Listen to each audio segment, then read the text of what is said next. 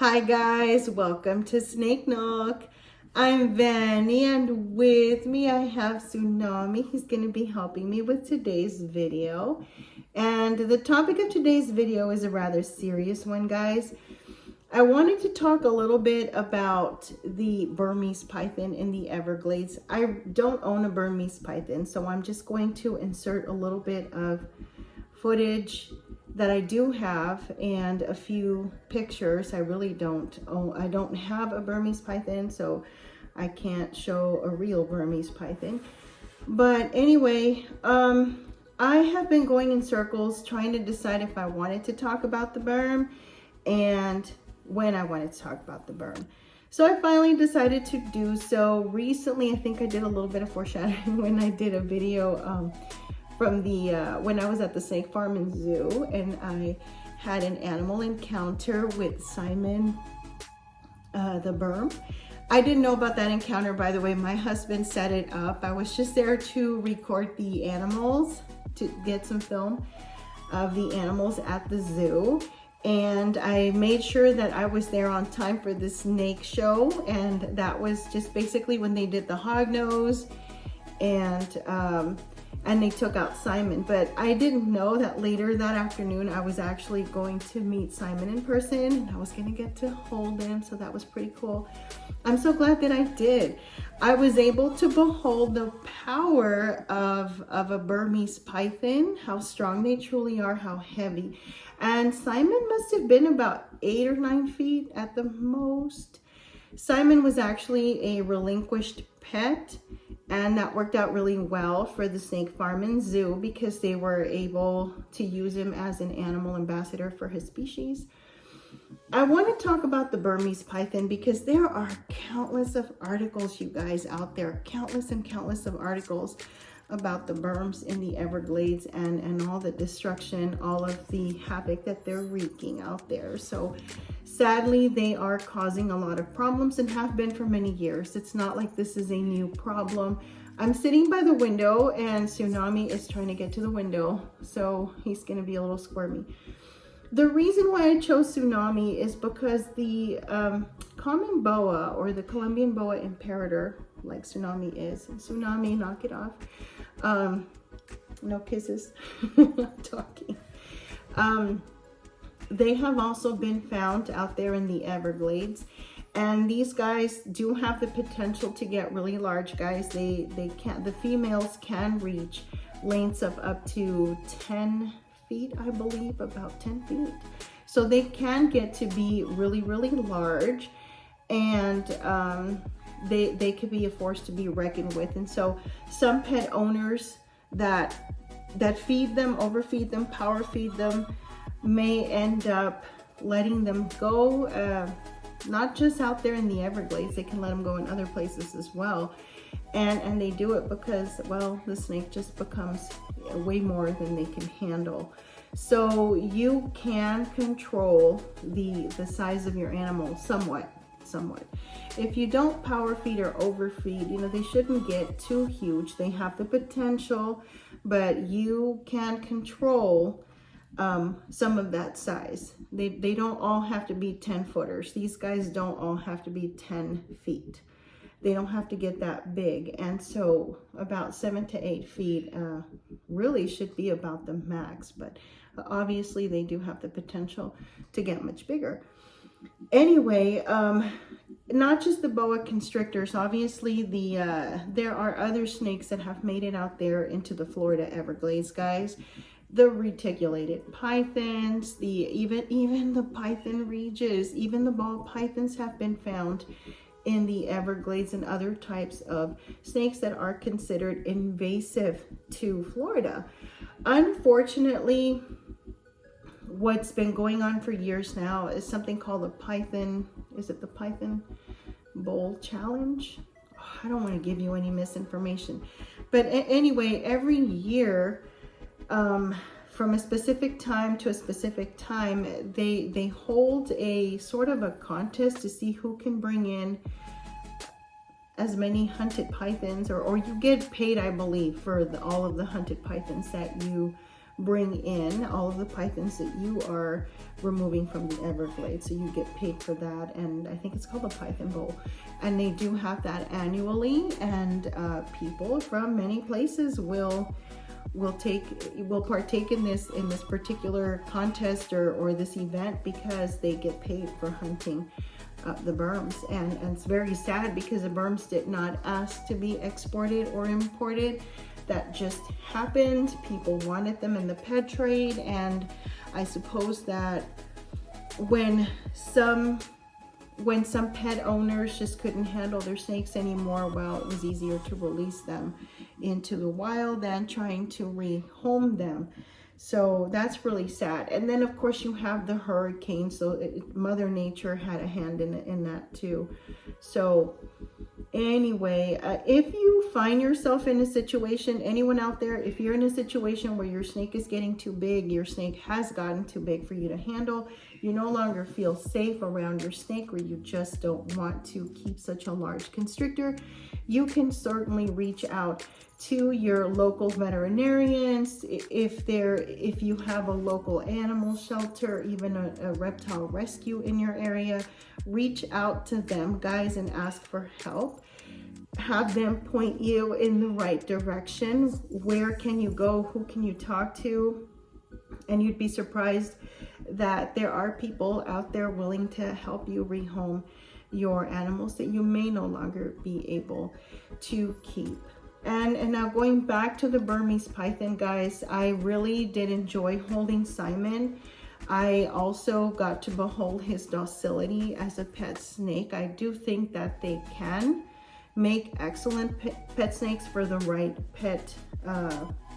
snake keeper, but they're not for everyone. Obviously, their size is, they're heavy. They are heavy bodied snakes, and they're not for everyone. I suppose that at first it's novel to keep a large constrictor, but within time, people just get tired of them, and it's difficult to manage sometimes the feeders because these snakes can get really large. So we're not talking about rats. At some point with these big constrictors, you have to feed larger rodents, larger than rats. And there's one more thing I want to mention about the Burmese Python.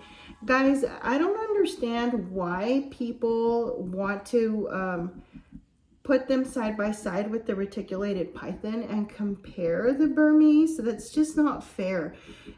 I have seen videos here and there, and people will say something like, oh, the reticulated python is smarter, they're more intelligent, they're more active, they do more things, they behave in a manner that reflects their intelligence, whereas the Burmese python it's just kind of derpy. They just sit there, they don't do a whole lot, and they're not that intelligent.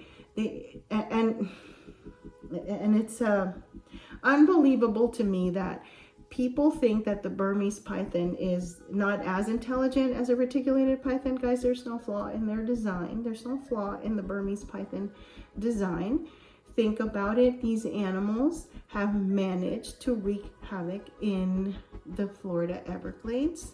They have decimated populations of prey that existed there. They have certainly caused the numbers of I think it's rabbits and other type of small prey to just completely dwindle to almost nothing, because these animals do have a voracious appetite. And for an animal that's not very smart, think about it. It's right up there as an apex predator with the American alligator. So why do people say that they're not intelligent? It's beyond me why people think that the Burmese python is not as intelligent as this snake or that snake. Why compare them? Each animal is equipped with the intelligence that it needs to thrive in its natural environment. Yes, animals behave differently, much like people do. Guys, come on. These animals are very intelligent. So I don't understand why people are still, following that mindset. Oh, if you want one that's, kind of derpy, doesn't do a whole lot, get the Burmese python. Right. the one that can take down the American alligator in the Florida Everglades. That's the one I want. No, they are certainly contenders for the #1 spot in the Florida Everglades. And let me tell you guys, there's a plenty of videos out there where you can see the Burmese python taking over alligators, and they're not all little alligators. So they're a force to be reckoned with.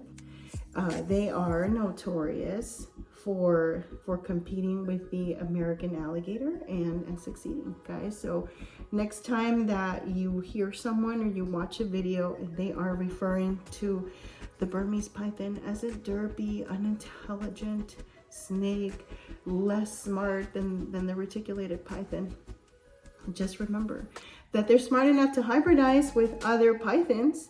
They have been hybridizing in the Florida Everglades with African rock pythons, with African rock pythons and others. Who knows? Sometimes when they catch a Burmese python and they hold it up, oh look, we've caught this python in the Everglades, one less snake. It's not even just a Burmese python. If you look at it closely, it has markings like an African rock python. So you can tell that this animal is out there hybridizing. Oh, plus, and they've done tests too. So they have confirmed that the Burmese python does hybridize with other pythons. And this is the unintelligent derpy snake. What? Are you kidding me? Are you kidding me, Tsunami? I think the Burm is highly intelligent. Once again, no flaw in the Burmese python's design, right? No flaw, Tsunami, no flaw. I want to thank you guys for staying with me throughout the video, for hearing me out more than anything else. Thank you for giving me some of your time, even if you've only been here for a few minutes. Thank you for stopping by. Thank you for spending time with me, with my animals. Thank you for clicking like, for subscribing to all of my new subscribers. Thank you so much. I appreciate it, guys. I am just your ordinary snake keeper. I'm not a breeder. I keep these babies as pets and I'm really enjoying it. I hope that they will be in my life forevermore, God willing. And I'm really enjoying being a snake mom. I really do think that wild types are amazing, and I do advocate for the wild type. Look at this beauty. If Tsunami were to get loose, or no, God forbid, right? But if Tsunami were to make it out there, outside, even here in subtropical Texas, and there is no subtropical Texas. No one calls Texas subtropical. That's just me.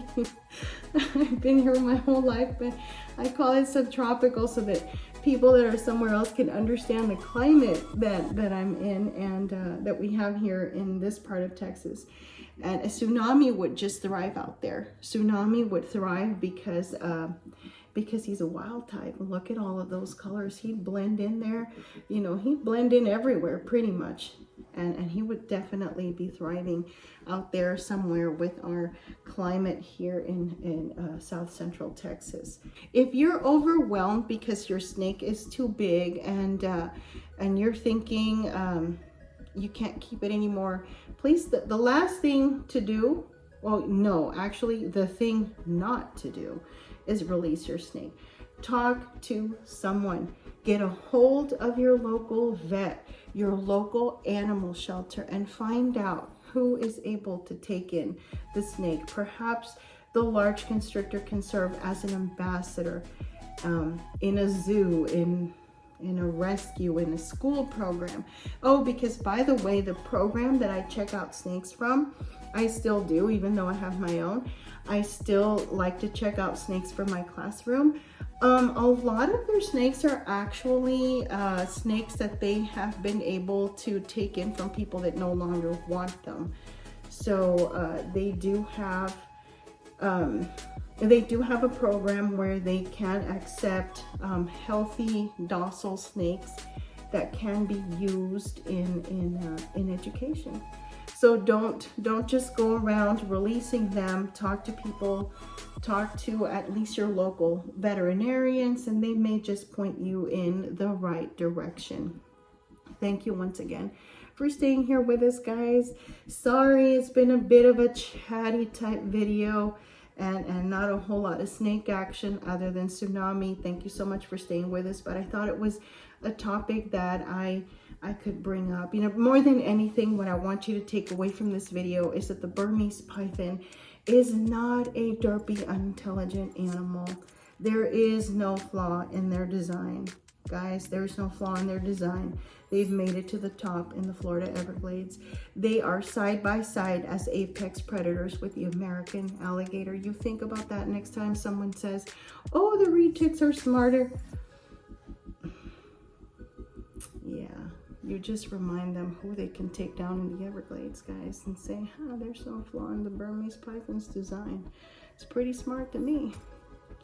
Alrighty, guys. Well, thank you so much for watching This Time For Real. Y'all have a good one. Bye.